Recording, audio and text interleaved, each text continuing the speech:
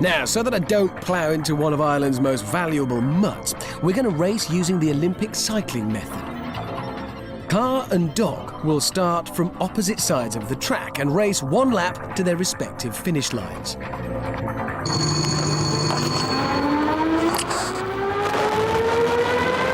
Right, here we go. And we're off! No grip.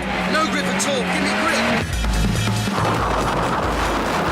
God, the dog takes off like a rocket. In fact, in just over a second, she was already doing 45 miles an hour. 50 miles an hour, but I'm going to have to really slow for the corners. I'll lean like the dog does. That might help.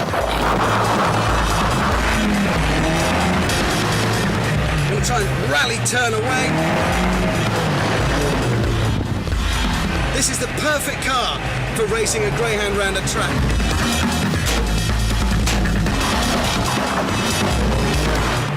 Toe braking. This is a fantastic little car. But is it good enough to beat Muttley? Greyhound against Master MX-5.